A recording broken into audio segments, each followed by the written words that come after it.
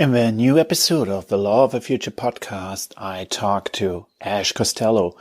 She's a lawyer specializing in blockchain and privacy law, and we're talking about that, but she's also giving us a lot of insights about the development of NFT and the use cases of blockchain. It was a great interview, a lot of fun always when talking to Ash, so have fun. Welcome to the Law of the Future podcast with Dennis Hilleman. This podcast is all about technology, politics, and law. Dennis Hilleman is a partner in an international law firm. He wants to change our mind on regulating new technologies. All opinions expressed in the podcast are the personal opinions of Dennis or his guests. And here is Dennis. Hi everyone, and welcome to this new episode of the Law of the Future podcast. My name is Dennis Hilleman. Glad you joined this episode. We have Ash Costello today on the show. Ash is a lawyer from Ireland who is specializing both in blockchain and privacy. She knows a lot about privacy issues with blockchain. We're talking about that and her new project, Hashed Privacy.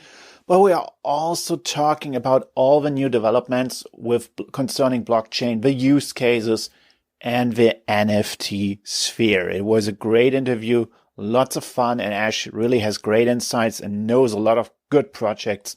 So have fun with this episode. And if you want to be on this show, if you have great topics, let me know. Contact me on LinkedIn. Hi, Ash. Great to have you on the episode. Hi, Dennis. Thank you for inviting me. It's a pleasure to be involved in this podcast. It's my pleasure to have you on board because we've been in contact now for quite a while, and it's always been a pleasure, and it's always super interesting to learn what you're doing. And I especially appreciate that you're so deep into the blockchain space from a regulatory aspect. There are not many lawyers working in blockchain, and it's always great to exchange with you. And likewise, it's especially in your work with the Blockchain Lawyers Network. Thank you for setting that up. It's great to meet other lawyers in the blockchain space. As you say, there's not many of us. And on the financial side, it's a sweet evolution from regular financial services in the US and in Europe and in Singapore, etc., to go from the financial services and to expand the scope to include digital assets, cryptocurrencies, etc., tokenization. But it's fascinating to see how blockchain is changing the way other legal practices are working, not just in the privacy space, which I know you've been involved with and I'm very involved with, but real estate, the whole scope of industry, in particular the legal industry, is changing dramatically. It absolutely is. So just tell us, please, how are things, how did you get into blockchain, and let us know about your career? I've come to blockchain, like most people our age, Dennis, I've come to blockchain mid-career. I have met people over the course of the past few years who, began mining Bitcoin in their basements at 14, but that's a little bit behind you and I. My career, most of it, I spent my career as a financial services lawyer in law firms, mainly in London, setting up investment funds, banks, custodians, all of that kind of thing in the financial services world. And then I moved to Dublin, where I'm from. I'm Irish, and worked as global head of legal at MUFG Investor Services for a while. And that's when I began to work with privacy. GDPR came along in 2016, and as a multinational which dealt with AML and KYC, several of the entities I dealt with, I oversaw as global head at Mitsubishi at MUFG, had to do the AML and KYC of all of our clients in Ireland. So GDPR was a huge compliance challenge for us. It was one they met absolutely well, and we were probably one of the first to be compliant. So it was very much all hands on deck, drop everything. There were very few lawyers who could help us become compliant in the time period we had.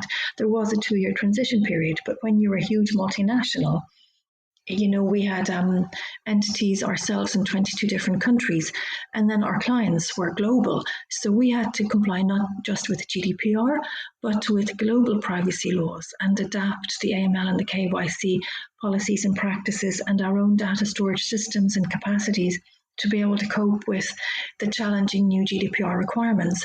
So I found privacy law to be fascinating. And I'd always really liked financial services law, in particular investment fund law. I thought that was really creative, really interesting. But the whole new world of privacy, which was opening up, this, although it had been recognized in Europe as a human right, it wasn't ever really used. And this was giving privacy back to people. It was putting it in, individuals' hands. And that was something I found really, as an area of law, something really interesting to see that this would have dramatic changes globally. And those changes are now beginning to happen. We're seeing a tsunami of privacy regulation, with the CCPA in California, with the recent Colorado law, Brazil, all these. China has a new law. So many countries globally have adopted a version of GDPR because it makes sense to have a higher threshold of privacy, and individuals are demanding higher privacy. So that is one tsunami which has been happening. And then I've come across, I attended a conference just because it seemed interesting, blockchain. I'd heard rumors of Bitcoin. I went to a blockchain conference here in Dublin, and I just wanted to know more about it. I'd heard the word, I had no idea what it meant. I knew it was some way related to Bitcoin. Didn't really know what that meant either, and thought, it sounds interesting, I want to know more. And like most people who discover blockchain, when you realize what blockchain enables, you see how it's changing the world and how it is, I think, changing the world the way cars changed us from, the horse and cart. It's the equivalent of that. We used to have, so it's that much of a change, and it's probably even more. We're only at the beginning of discovering what blockchain technology is enabling. So more than, horse and cart to cars, it's probably a horse and cart to planes is probably what blockchain is doing. And if you think of, is it Moore's law, the degree of, a friend of mine, Veronica McGregor at Shapeshift, she says Moore's law is old news. Moore's law is too slow. Blockchain technology is changing industry and is enabling real-time capacity and real-time development, and it is changing industry so fast that the rule of Moore's law is kind of old. So we're at the beginning of this blockchain revolution. One of the interesting things when I began to look into blockchain was people were saying in Europe that GDPR would stifle innovation and it would push innovation out of Europe because it was requiring privacy and companies could no longer use data, they could no longer use individuals' data. And the opposite is actually happening, especially where you have the interaction of blockchain and privacy. Blockchain, as people know, it's real-time information available publicly. So, which is phenomenal, which is why it's changing everything so much. It is trusted information available simultaneously to all parties, which is phenomenal. And then the GDPR and similar privacy protection laws, they don't stifle the sharing of data, they just keep private data private. And there's business data, it doesn't need to be sharing people's personal data. And what has happened now, instead of GDPR stifling blockchain or stifling innovation, the opposite is happening. There are so many privacy solutions which are making a better world for individuals and for businesses. One of the biggest expenses that companies have is their data management system. So blockchain, in essence, is a very powerful data storage system and data sharing system. GDPR and other privacy laws help companies prioritize which data they actually need rather than shoving all the data on there forever.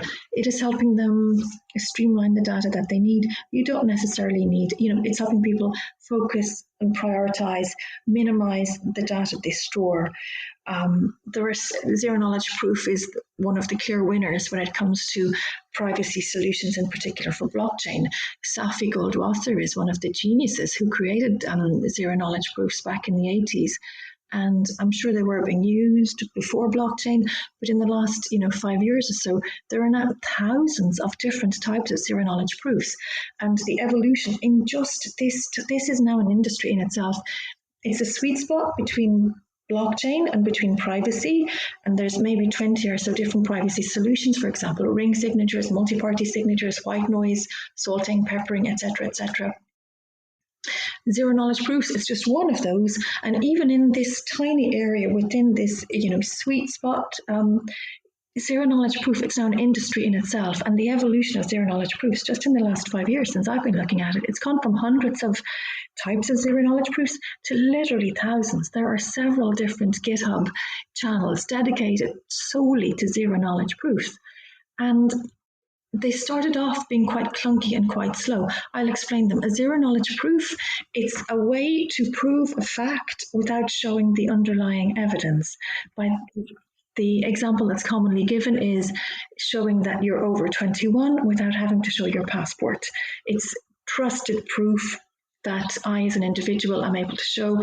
Another example commonly given is I can prove, for example, that I am a lawyer without having to show my parchments and having to carry those around with me. So it's a wonderful system which enables people to just show the bit that needs to be shown. For example, a bouncer at a bar, they don't need to know what age people are. They just need to know that people are over whatever age is the required age. Which probably, if I can just come in, which probably was a target of at least EU GDPR as well, personal data minimalization, not revealing all personal data. I mean, we all have filled out forms for opening accounts or doing business with someone where we ask us, hey, why do they need this data? Exactly. Too much data was given, and then people began to be afraid of having too little data. And most of the time, industry and corporations didn't use or even want this data, but everybody else was asking for it, so they felt they needed it. And then they felt they needed to keep it. We might need it. It's the old hoarding principle. But now people are, being encouraged to purge data. People are seeing the benefits of deleting. You have much lower data storage systems. With the evolution, especially during COVID, of working from home and, cybersecurity has become much more of an issue. And with the sophistication of cyber hacking, one of the big risks then is your data storage. If you have less data in your systems, if you're complying with GDPR, etc., you will have the minimum amount of data required. You have a much greater risk of loss, which is a good thing. You're much less of a target to cyber hackers if they know you're data light, which is, it's win-win. Absolutely. I 100% agree on that. So now you made a big circle already, how you got into blockchain and how do you connect the blockchain with privacy, your other passion. Just let us take one step back before we dive deep into the privacy matter, which I think is super important when it comes to blockchain. What is it that you personally think is the most fascinating aspect about blockchain? And second, what do you think are the biggest use cases outside of crypto? Of course, we all know crypto is a big use case, but what do you think are the biggest use case from your point of view outside of crypto? First of all, I'll start with your second question first, which is that one. The biggest use case, I think it's already happening. I worked with John Walpert and the guys at the Baseline Protocol for a while. Supply chain and supply chain management and also regular business. So people are using, for example, the Baseline and other blockchains to just transmit data privately, securely, safely between organizations. Yes. So one organization, I'm going to company A, B, C is sending information to company X, Y, Z, and they're doing it across blockchains now because it is immediate, it's simultaneous, and it is safe and it's secure. And using zero knowledge proof to transmit the data, it is private, and it's not a strange use, but it's something that people didn't anticipate would happen. That people are using blockchain, which was the private, the publicity, the transparency. It's a bad thing in a way. Instead, people are using it combined with zero knowledge proofs and a few other privacy solutions to just transmit data. And so that, I think, is an unexpected consequence, where it's just being used because it is a data storage system, which means it's a very efficient data transmission system as well. And that, I think, is, I guess because I was involved in that, that's something that is already happening now. I've seen that happening, just data transmission system. And that's probably a better way to describe, all the other things that were happening. Real estate, some of the other use cases, I think, real estate and conveyancing is a use case which is fascinating. And to buy and sell a house in some countries can take 22 weeks. In the UK, they did a test case of, they took a process of, an actual real life case of a house that was sold and the normal conveyancing process. The process in this particular sale took 22 weeks, which is representative of a normal sale. Yes. When they starting, and then so they did that as a track record to see, as a comparator. They did the same transaction then using blockchain technology, and it was 10 minutes. So that is what is happening in the real estate world. And the UK is now set up to have blockchain-enabled conveyancing. So are several of the countries in the Middle East. So are several of the countries in Northern Europe. And I know in the US, real estate agencies are pivoting to incorporate blockchain technology because their industry is going to have to pivot so much. The work that real estate agents do is going to change dramatically. So they're now pivoting to incorporate blockchain technology to be ready for the future. They see the future. Their work is going to be so much easier, so much faster. There may or may not be the writing on the wall for some real estate agencies. You're always still going to need someone to show you around your house. You're always going to need someone to bring you to houses to help you collate houses for sale in your area. So they're being very proactive in the US and California in particular in pivoting their business model to incorporate new technology to be ready for when the land registries in their countries fully adopt blockchain. Another use case which is fascinating, and I think this has touched everyone, even in the news, it's probably the most famous one, NFTs, non-fungible tokens. I think they're fascinating. As someone with an interest in art, it's great to see artists finally having an easier way to trade and to get visibility. It's creating digital galleries, and people now have wallets. It's monetizing art in a way which wasn't previously available, which is fabulous. Can you maybe explain what an NFT is in your simple terms? Because I don't think that all listeners are acquainted with the term yet. They probably have heard of it, but they might not understand it. And sometimes lawyers can explain things pretty easily because the technical guys just make it technical. And we have a good way of summarizing things. So if you could just explain what NFTs are and why there's so much buzz about them, I think that would be pretty delightful for many listeners. Certainly, it's a non-fungible token. So token is a very popular word in the blockchain and the crypto world. Token just means a unit of ownership. So it can represent, a Bitcoin is an actual token.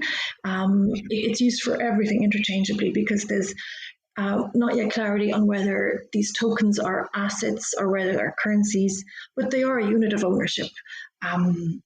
So your token is a unit of ownership. Your fungible means exchangeable, and then non. So it's a non-exchangeable token. And the first example, I think, one of the first examples is art, for example. So people were tokenized. The way it's working is people are taking digital images and uploading them onto various different blockchains. So, for example, you can draw something, Dennis, or create a digital art, or you take a photo of something you like, and then you have a digital image. and you upload it onto a blockchain platform such as OpenSea or Rarible or one of the others, and which are digital galleries for NFTs. And so your piece of digital art is available there. And maybe you have 10 copies of the same piece of digital art. Let's call it, Dennis's version of the Mona Lisa. And even though these 10, even though it's the same, even though these 10 images are exactly the same, it's just cut and pasted, all the images are exactly the same. When we say they're non-fungible, as in non-exchangeable, the history of each of these pieces of digital art is different. So the waterfall of ownership, as you sell, art, unit 1, unit 2, unit 3, etc., they will go to different purchasers. So say I purchase the first one, Grace Kelly purchases the second, Lady Gaga purchases the third. So I purchase the first one, and then I sell it on to whoever. So you're able to, the thing with blockchain then is it is transparent and trustworthy proof of ownership. Everyone can see that I've bought it from you. Everyone can see that Lady Gaga has bought the third one and that Grace Kelly has bought the second one. And that waterfall of ownership flows down through. And sometimes who the owner of a certain product makes that product more valuable. For example, I went to an exhibition at the Victoria and Albert Museum in London a few years ago of, an exhibition of Grace Kelly's dresses. So there were just a bunch of dresses. Would that be interesting in a normal world? No, they're just dresses, random, ordinary, not particularly pretty dresses, but they were worthy of an exhibition just because Grace Kelly wore them. Similarly, the piece of art I buy from you, nobody's going to care. But if Grace Kelly owns an identical piece of art, Grace Kelly selling that piece of art, the fact that she's owned it will probably make that piece of art more valuable. Yeah. And then Lady Gaga purchasing the third piece of art, again, exactly the same as the ones that Grace and I have bought, but will it be more valuable because Lady Gaga is selling it? Probably. So you have that waterfall of ownership. You're able to prove the provenance all the way down. So that is what blockchain enables. And that is one of the fascinating things to see how people, even just owning something, will change it. I'm a member of the expert panel of the European Blockchain Observatory in Florida. And they're producing a report at the moment on NFTs.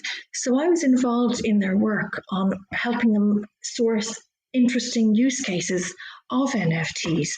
And one of the fascinating things there was the use of NFTs.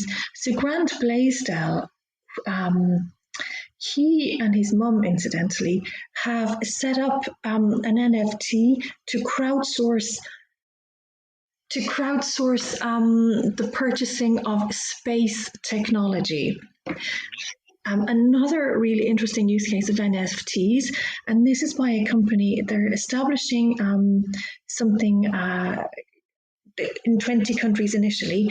I can't remember the name of their company, unfortunately. I'll give it to you separately.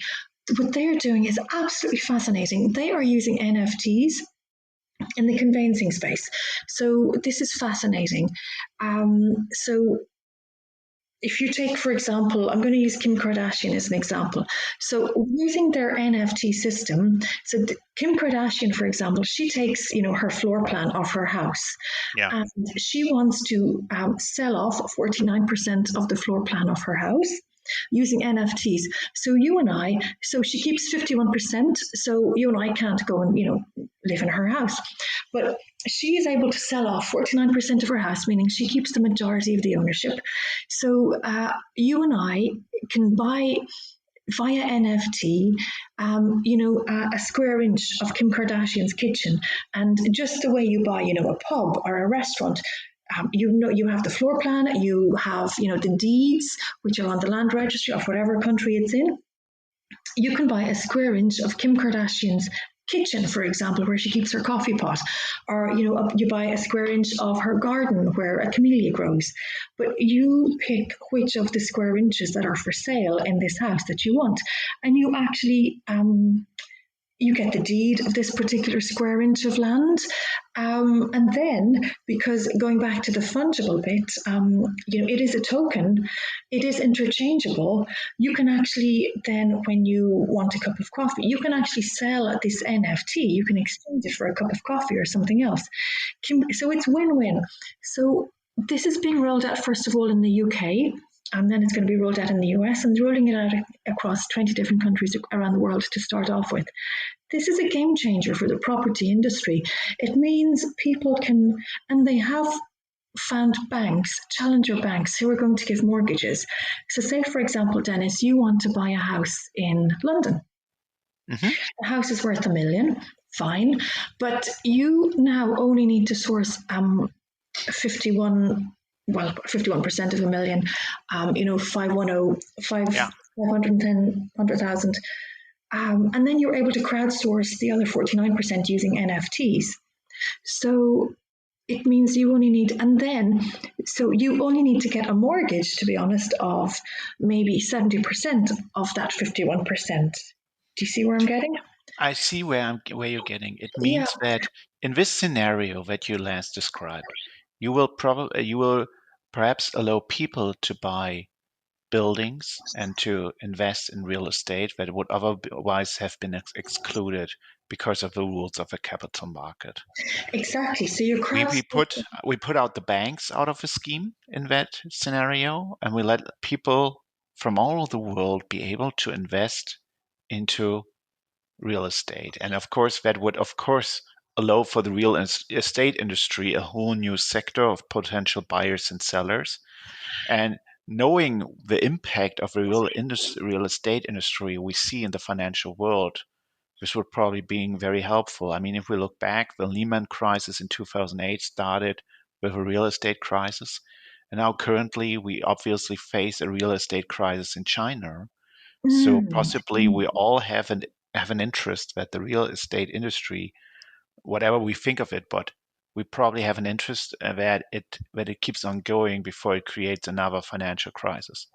Exactly. And the interesting bit about this particular model of an NFT, so a digital piece of art, for example, the art you produced earlier as an example, your representation of Mona Lisa, does that have any inherent value? Art is very subjective. So maybe today you can sell it for $1 million, but maybe tomorrow 20 million, but maybe just $5. Whereas property does have an inherent value.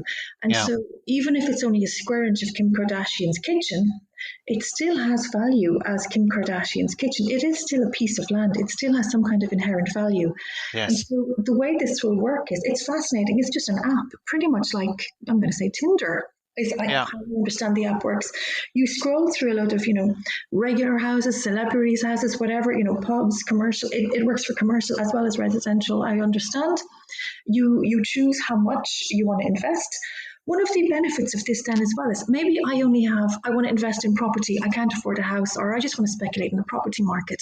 Yeah. I have 5,000 to invest. Obviously, I can't buy property for that. Yeah. I can have a slightly diversified portfolio. I can buy maybe with this $5,000, I can buy maybe 10 different assets of property, for 1,000 each, and understood. So it's fascinating in that regard. And then, I just cash out. It is exchangeable. I can just, exchange for something. It is property.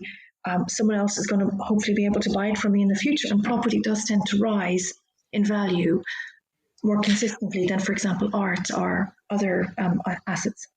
Which is the second interesting aspect of this, because as you mentioned earlier, I could cash in the real estate token that I have, but cashing in, we always think then you make dollars out of it, euros, pound. But cashing in this scenario could also mean I could exchange it for a different value. And right now, we are living in a world that classical fiat currencies are making the world go round. We buy our coffees, we buy our food in dollars, euros, pounds. But the thing that the NFT scenarios could actually create is an exchange economy again, and that we exchange values against each other and not currencies. Of course, probably the many classic things like buying a coffee and buying food will still be done in dollars or euros or pounds or perhaps even in cryptocurrencies or CDBCs when they come, but other transactions where we, for example, get a car or invest in an old timer or so, maybe people will then accept other values like NFT tokens of real estate, like you propose. And I think that's a fascinating thought that will change the economy, that will impose new legal challenges, but it will also change how we think about values. And the thing is, many values that we have by today, especially real estate, is unused. Like, I mean, you have a bill, you are the owner of real estate. You don't mostly now you don't do anything with it. Your house is on that, your family lives in it, but the value that you have, it just lies there. It's not used. And with NFF tokens, that could change to the better. I don't know. It's just that it could actually change. So I think it NFTs will are in be that safer. aspect really interesting. I Yeah. think it will be really interesting, as you say, because if you want to release equity, if you have a mortgage, it'll be interesting to see how this works with mortgages. But if you do want to release, if you have a lot of equity in your property, for example, in your house, and you want to release equity, you just need to sell off a few NFTs of your Yeah. house. If you have a mortgage, you probably need your bank's approval to do this.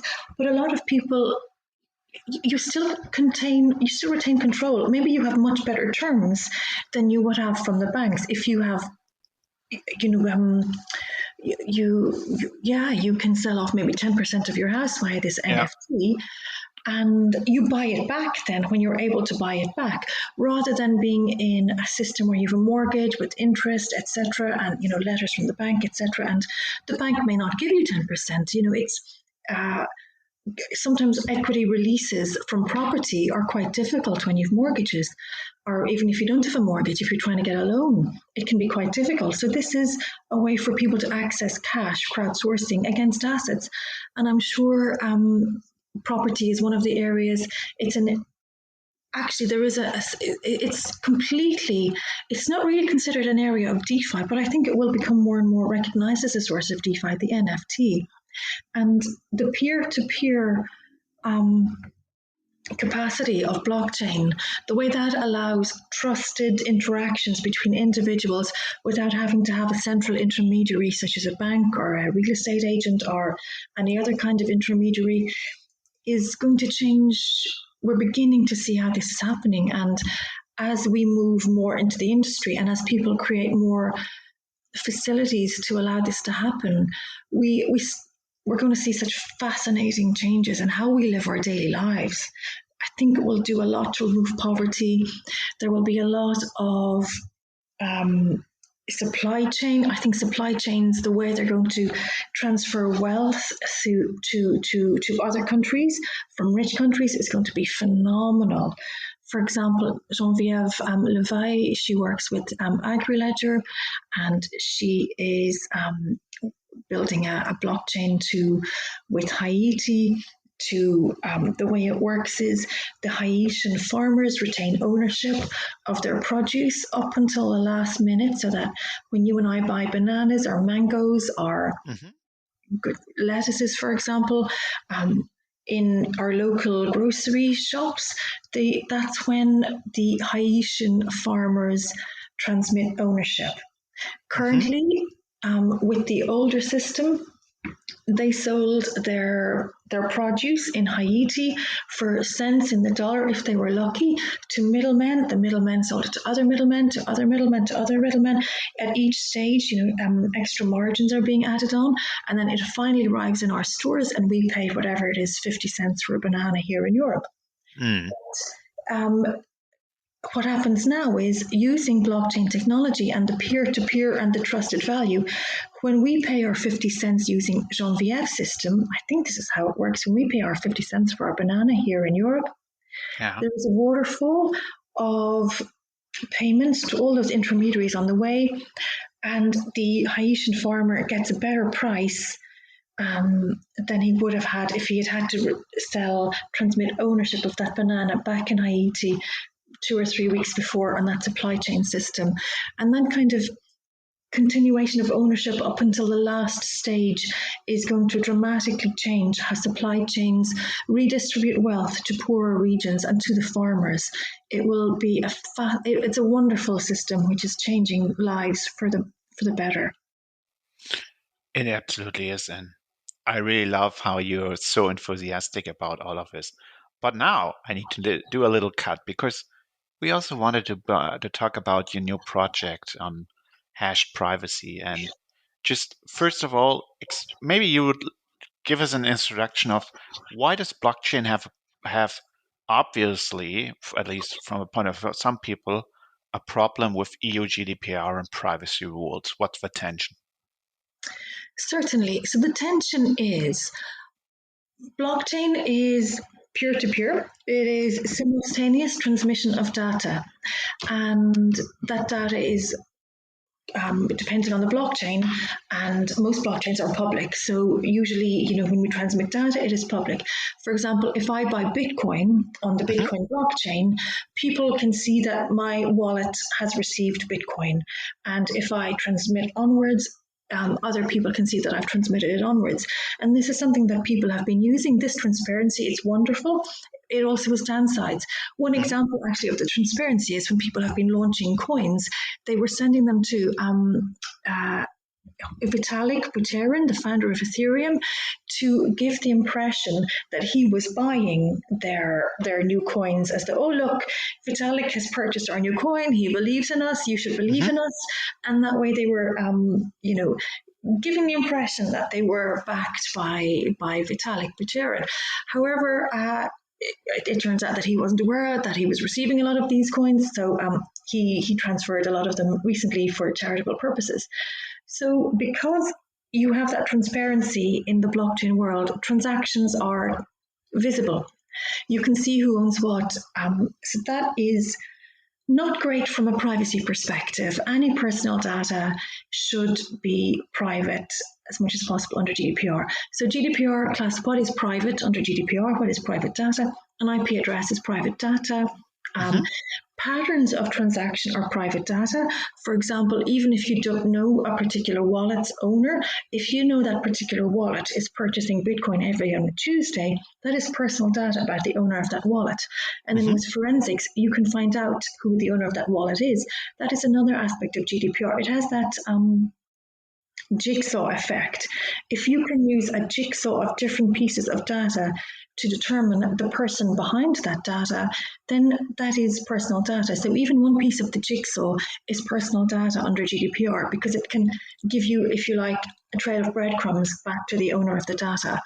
And that is why blockchain, in theory, not in theory, in practice, blockchain as is to be honest, not very compatible with GDPR and similar privacy laws. Yeah. However,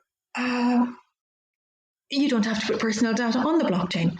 And Linda Getz would kill me for saying on the blockchain. Ash, she's right, there are thousands of blockchains, but just like we say, the internet, it's easier to say on the blockchain rather than on a blockchain. Oh, good. So when you put personal data on the blockchain, it is there. One of the things then about personal or blockchain is it is permanent. That is the other problem. So it is permanent. For example, that transaction, me buying or selling Bitcoin, that is permanently recorded on the Bitcoin blockchain that wallet XYZ purchased Bitcoin on XYZ date. That is a permanent transaction recorded in perpetuity on the Bitcoin blockchain. That is another of the problems. GDPR and other laws require that personal data should be deletable, it should be erasable, and it should be amendable. If there are errors, it should be capable of being amended so that it is correct. But anything on a blockchain, it is permanent, it is not amendable, it is not fixable, it is as is. You can correct it later on, but you can't then control who sees which version, which aspect, or which if you think of the Bitcoin blockchain as, they are linear, they are one on top of the other, so it's like a great big ball of Jenga. You can't pull out the lower ones to fix them, you change the later ones. So if someone is just looking at, block, one of the blocks halfway down, the Bitcoin blockchain, they're looking at the data in there. Even if the data is corrected further on, there is still a public record of incorrect data. So GDPR and other privacy laws don't like that. They want data to be correct, they want it to be minimal. So theoretically, blockchain and privacy does not work together. They don't like each other. Yeah. Thank you for the explanation. And I mean, you probably read all the papers there are, and that caused a lot of turmoil in the blockchain industry, at least in Europe. And I can totally understand that this is a big issue. So, but you already also pointed out solutions to that problem. Maybe you can just, I know that of course that's difficult to give that in a short overview, but maybe you can give us some insight on how technical developers and lawyers can address that problem. Certainly. There are about 20 different solutions in keeping personal data off your blockchain. So there are the ring signatures, which and multi-party signatures. The way multi-party signature works is you and I, for example, combine together, or a bunch of people combine together. And one of us to own a wallet. This is a very simple explanation. 5 or 6 people come together and to kind of have an address. That address then purchases the Bitcoin, but nobody knows who for sure within that address purchased that Bitcoin. It's 5 or 6 people, but if you change those 5 or 6 people every time, you never know which of the people is purchasing the Bitcoin. So that's the way multi-party signatures work, similar to ring signatures. You've got salting and peppering. This is where you add in white noise so that if you're transmitting data across a blockchain, you add in extra irrelevant information so that people don't know which information is the important information. Zero knowledge proofs are by far the winner when it comes to transmitting data across blockchains. Actually, there are three steps to, if you like, creating privacy dimensions when you're transmitting data on blockchains. You have the on-ramp, the transmission of data, and then the off-ramp. So the on-ramp, for example, is if we're thinking of company A buying, or if for example I'm buying something from you, if I'm buying your Bitcoin, for example, I have a wallet that is, if you like, my on-ramp, and then there's the transaction, the sale, where I purchase the Bitcoin from you, and then there is your wallet, which is, if you like, the off-ramp. The information comes on and goes off. And so my wallet, and more wallets are actually incorporating our privacy signatures. And people may not have realized that their wallets are actually incorporating signatures. You can press a button on your, in your wallet to say, generate new address. So many of them now are saying generate a new address every time you do a transaction, and that can be automatic. It's fabulous to see that is now, built into these different wallets. So I go onto my wallet, I press that button, generate a new address. So I purchased Bitcoin from you. You don't know who was purchasing the information, but perhaps you also have one of these wallets where you also have a new address. So I don't even know that I'm purchasing it from you. And that way, and then in the middle, so the blockchain can see that Bitcoin is being transferred, or we can cloak that transaction as well by using zero knowledge proofs, whereby the amount and where the details of what is being transferred are private as well. So you've got those 3 different areas, there's touch points where privacy solutions need to be incorporated to ensure that the full transaction is private. Okay, that's very good. Thank you for this explanation. I mean, I've been in this field also for a long time, and I know that this has been an issue, but I'm so happy that there's people like you and all the developers who develop solutions and make clear that actually blockchain and GDPR can work together if you just have compliant programming, which leads to my next question. Just you actually are working on a project, or rather say an app on that, and maybe you could tell us a little about that. Absolutely. We are working on a project called Hashed Privacy, where it's fabulous. So it is a risk assessment tool which analyzes the privacy risk within organizations.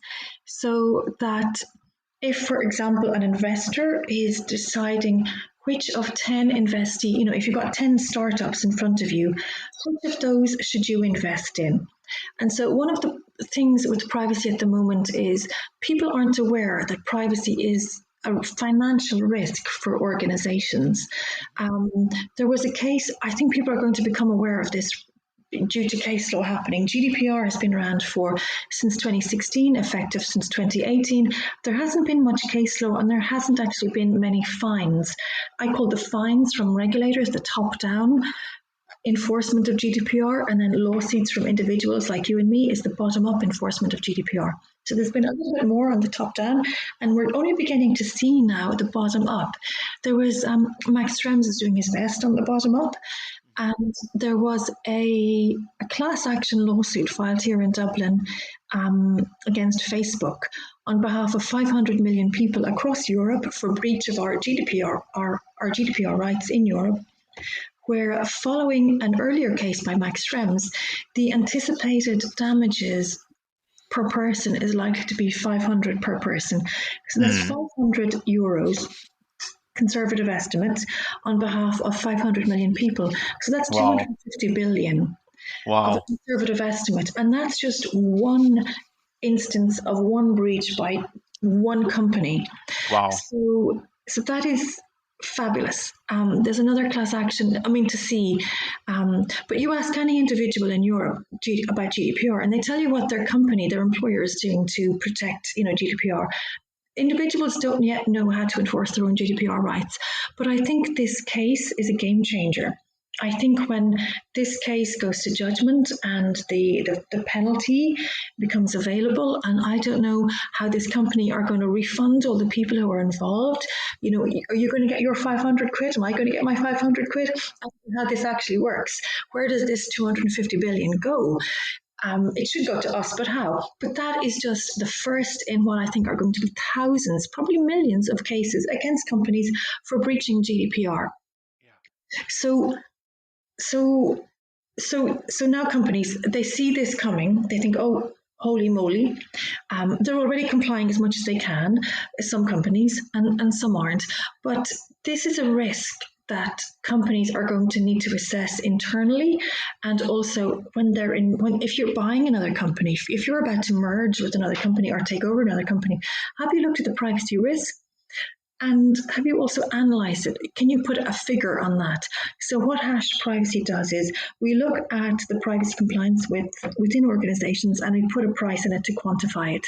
So that if I'm trying to decide which of these 10 startups I want to invest in, I can say startups 1 to 3, they've got zero privacy compliance, startups X, Y, and Z, they're perfect.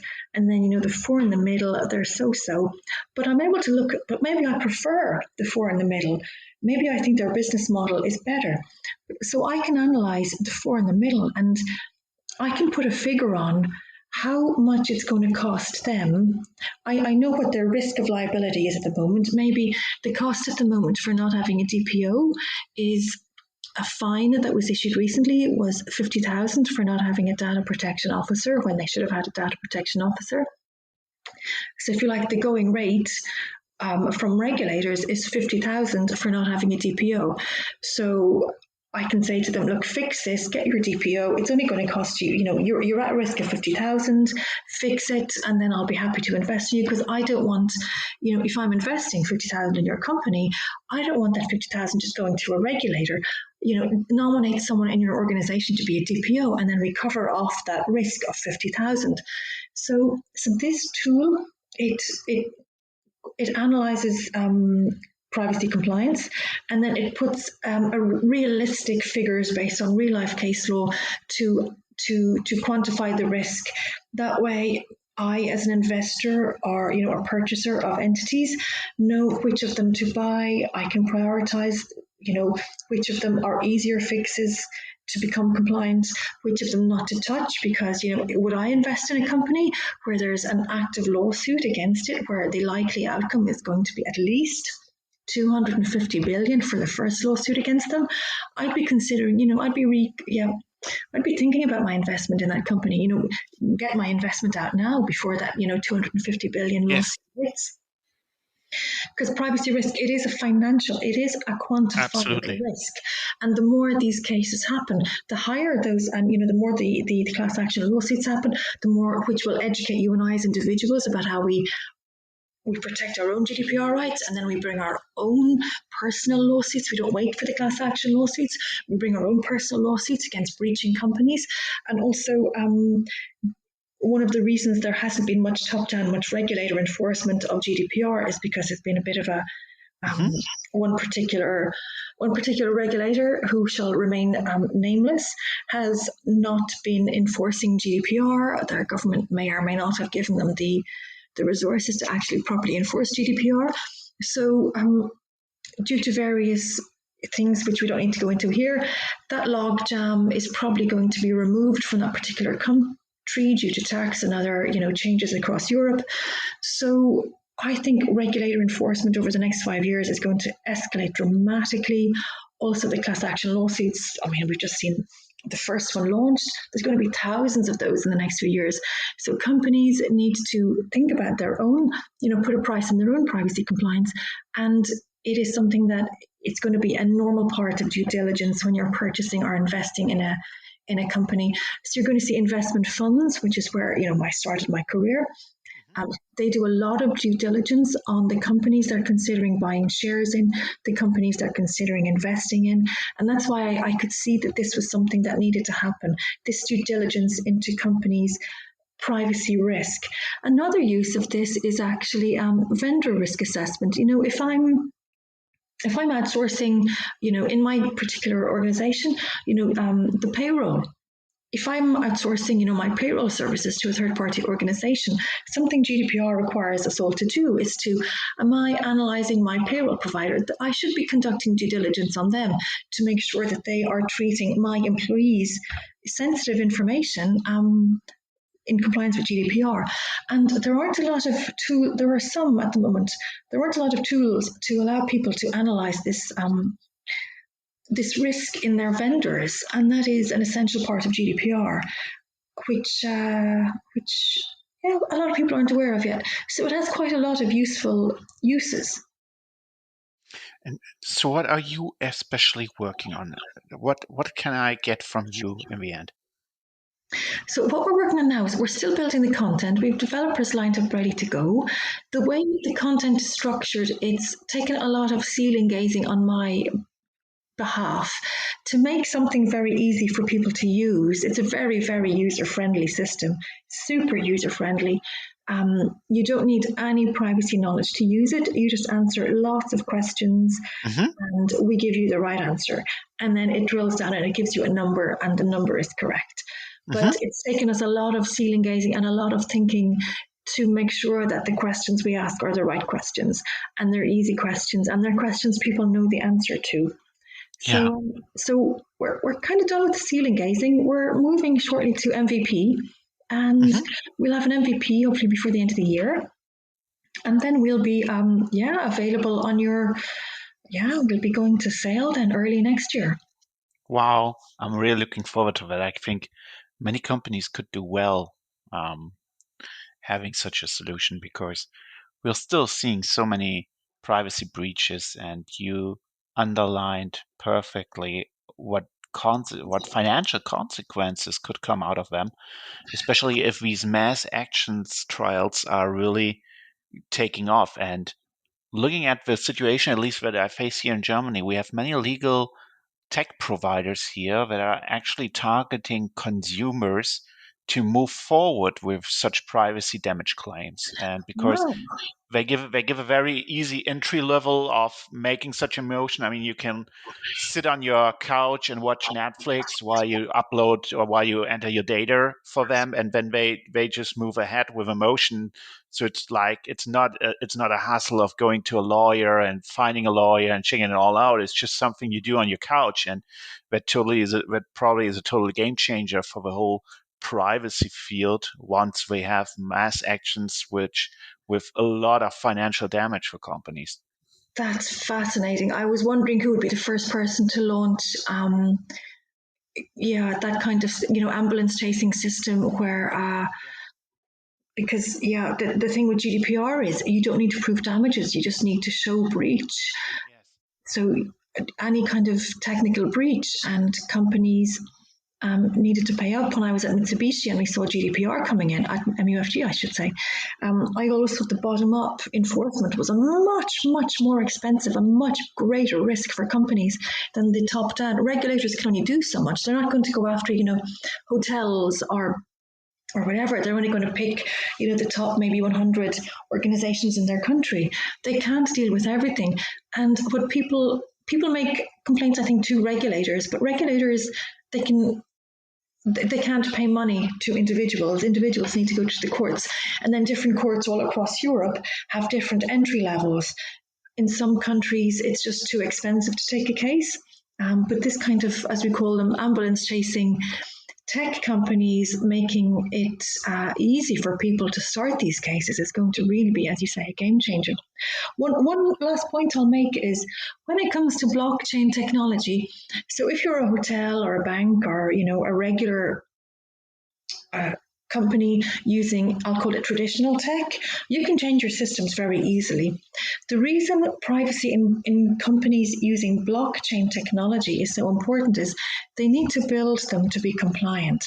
Their tech stack needs to have incorporated privacy from the get-go. If you're a startup as a hotel or whatever, you can fix things later on. You can get your stuff up and running. You can talk to your VCs, your angel funds, and you can fix your privacy later.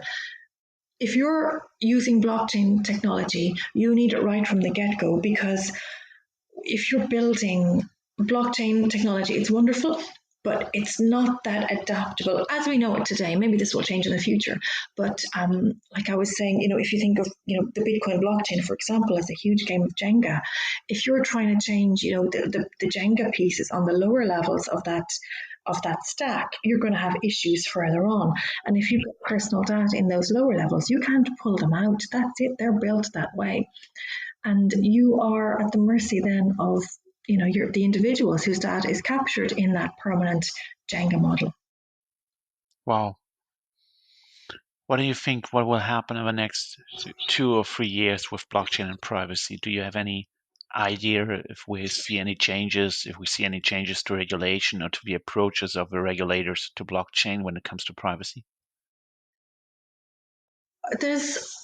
Yes, I think privacy regulators on the one hand are looking at blockchain, and I think privacy regulators are so swamped and so under-resourced in so many countries.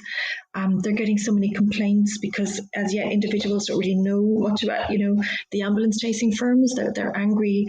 But so regulators are kind of too busy to even think about blockchain. And I think on the other side of the coin, then, you have financial regulators who are worried about the dark web. And Bitcoin gets a very bad name. Hackers, they want to be paid in Bitcoin.